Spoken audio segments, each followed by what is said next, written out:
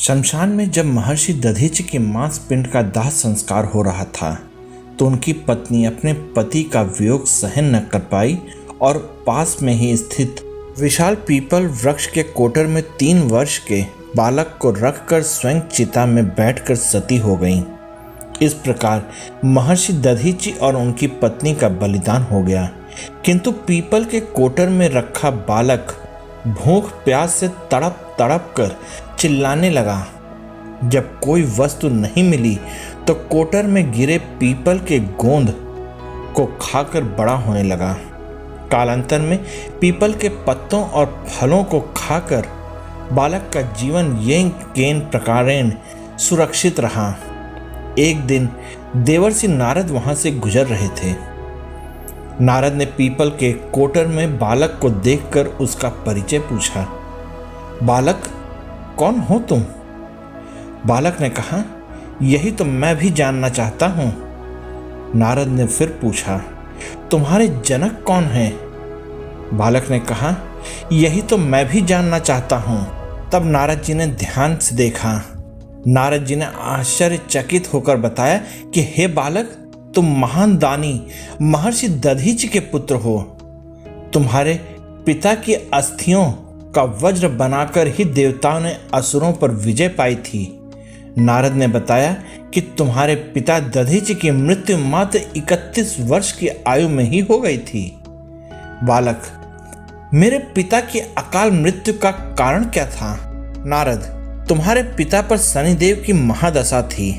बालक, मेरे ऊपर आई विपत्ति का कारण क्या था? नारद, शनिदेव की महादशा। इतना बताकर देवर्षि नारद ने पीपल के पत्तों और गोंद को खाकर जीने वाले बालक का नाम पिपलाद रखा और उसे दीक्षित किया। नारद के जाने के बाद बालक पिपलाद ने नारद के बताए अनुसार ब्रह्मा जी की घोर तपस्या करना आरंभ कर दिया और उन्हें प्रसन्न किया। ब्रह्मा जी ने जब बालक पिपलाद से वर मांगने को कहा तो पिपलाद ने अपनी दृष्टि मात्र से किसी भी वस्तु को जलाने की शक्ति मांगी। ब्रह्मा जी ने तथास्तु कहा और अंतर्ध्यान हो गए। उसके बाद सर्वप्रथम पिपलाद ने शनिदेव का आवाहन किया और शनिदेव के सामने प्रकट होने पर शनिदेव को सशरीर जलाने लगे, जिससे ब्रह्मांड में कोलाहल मच गया। सूर्य पुत्र शनि की रक्षा में सारे देव विफल हो गए। सूर्य भी अपनी आंखों के सामने अपने पुत्र को जलता हुआ देखकर ब्रह्मा जी से बचाने हेतु विनय अनुनय करने लगे। अंततः ब्रह्मा जी ने स्वयं पिपलाद के सामने पधार कर उससे शनिदेव को छोड़ने की बात कही, किंतु पिपलाद तैयार नहीं हुए। तब ब्रह्मा जी ने कहा, मैं एक के बदले 2 वर और मांगने को कहता हूं। तब पिपलाद ने खुश होकर निम्नवत 2 वरदान मांगे।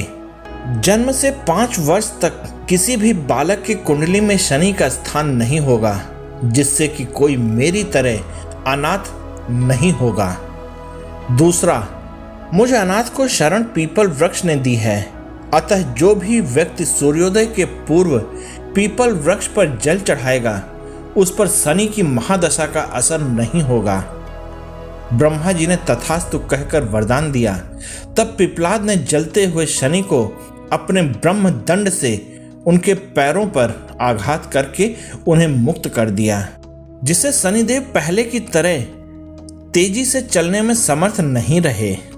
अतः तभी से शनि को शनैश्चरित, यह शनैश्वर अर्थात जो धीरे चलता है वही शनैश्वर है कहलाए, और शनि आग में जलने के कारण काली काया वाले अंग भंग रूप में हो गए। शनिदेव की काली मूर्ति और पीपल वृक्ष की पूजा का यही धार्मिक हेतु है। आप लोगों को यह वीडियो कैसी लगी कृपया कमेंट करके मुझे बताइएगा, और आप सब इस वीडियो में मेरे साथ बने रहे इसके लिए आप सबका बहुत बहुत हृदय से धन्यवाद और जय हिंद दोस्तों।